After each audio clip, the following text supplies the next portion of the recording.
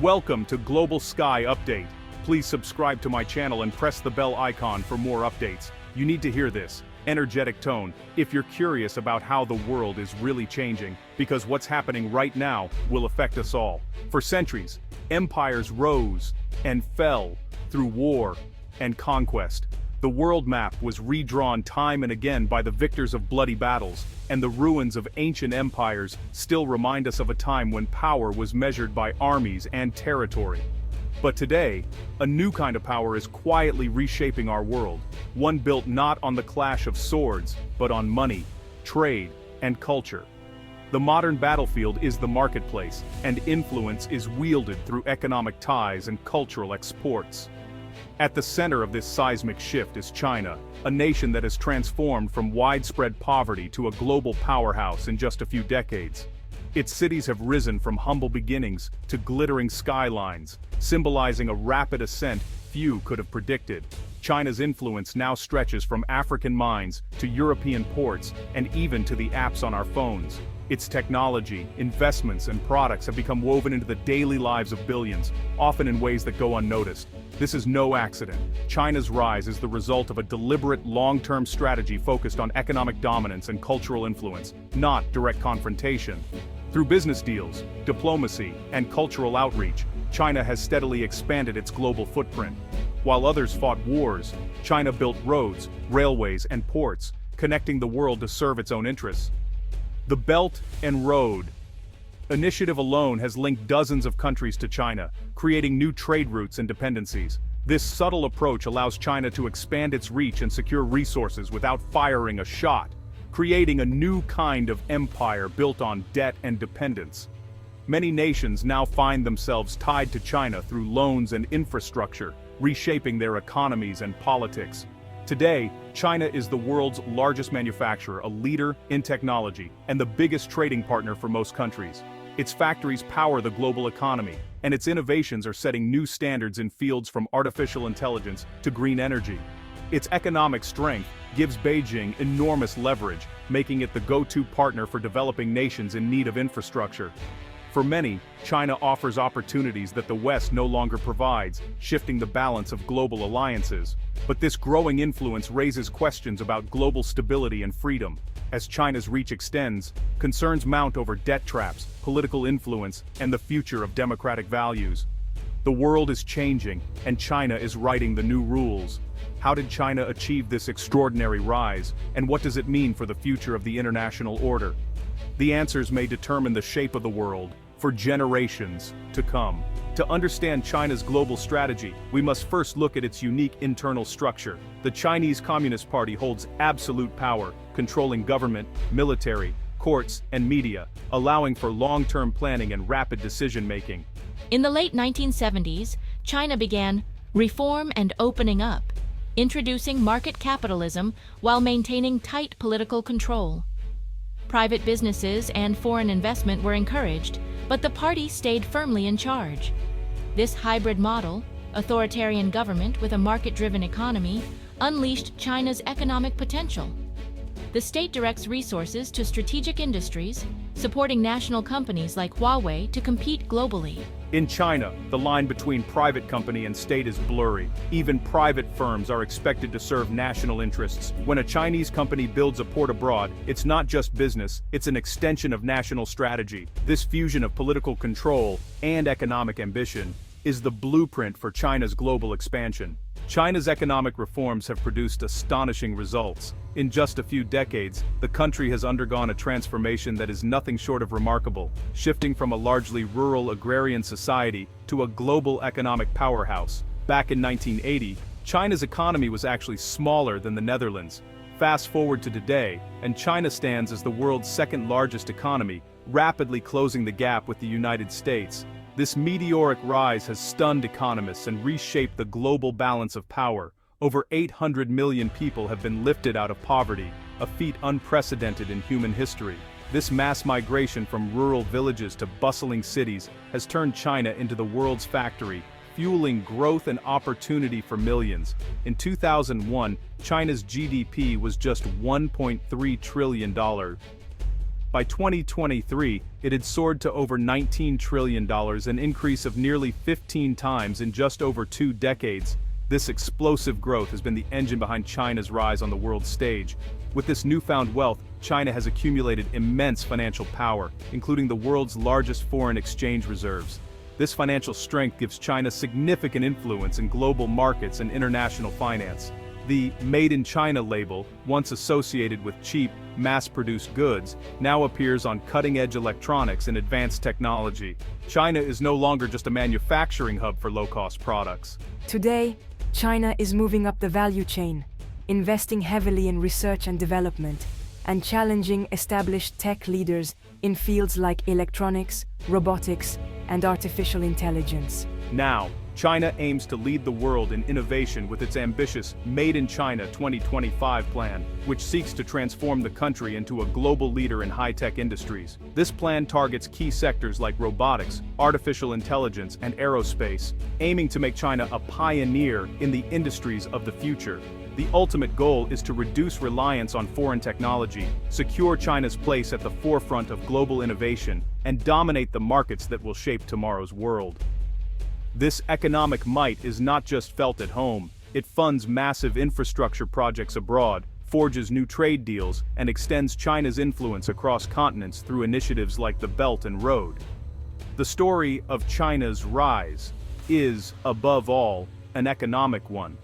A story told in numbers that have truly reshaped the world and continue to do so with every passing year. With vast cash reserves, China wields a powerful tool lending money to developing countries, a strategy known as debt diplomacy. China offers huge loans for infrastructure in Asia, Africa, and Latin America, often with fewer conditions than Western lenders. For many nations, these loans seem like golden opportunities to modernize, but they're not acts of charity.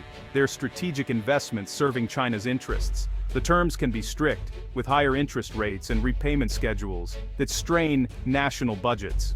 Chinese companies are usually hired for the projects, so much of the money flows right back to China. At a new railway site funded by China, most workers and materials are Chinese, limiting local benefits.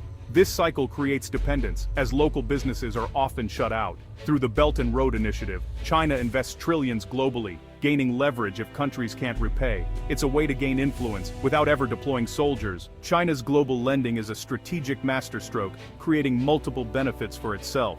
First, it secures access to vital resources, oil, minerals, and food, by funding infrastructure in resource-rich countries.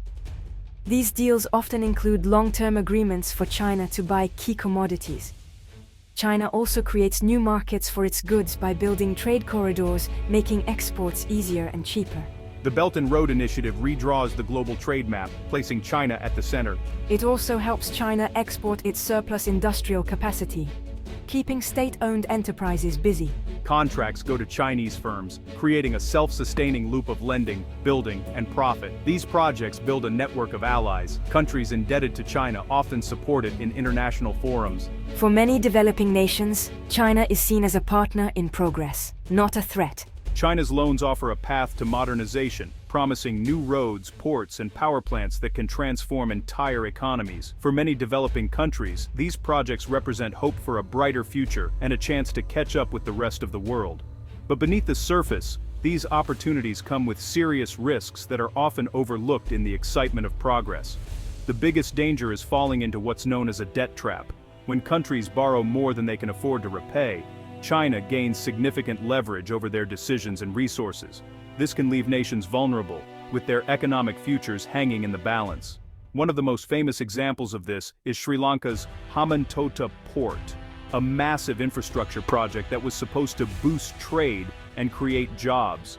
But when Sri Lanka was unable to repay its Chinese loans, the government was forced to hand over the port and thousands of acres of land to China on a 99-year lease, effectively losing control of a key national asset. For many locals, this felt like losing a piece of their country's identity and future.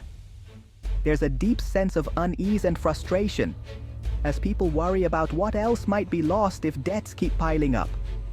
The port, once seen as a symbol of prosperity and progress, now stands as a reminder of how quickly control can slip away when debts become unmanageable and foreign interests take over. This loss of sovereignty is a real and growing fear for many countries involved in the Belt and Road Initiative. Leaders worry that their most valuable assets could be lost if they can't keep up with payments. Key assets, like ports, power grids, and even railways, could fall under Chinese control if debts go unpaid, putting national security and independence at risk. Critics argue that this is a modern form of colonialism, where financial contracts and economic pressure replace armies and direct rule. But the end result is similar: loss of control and autonomy.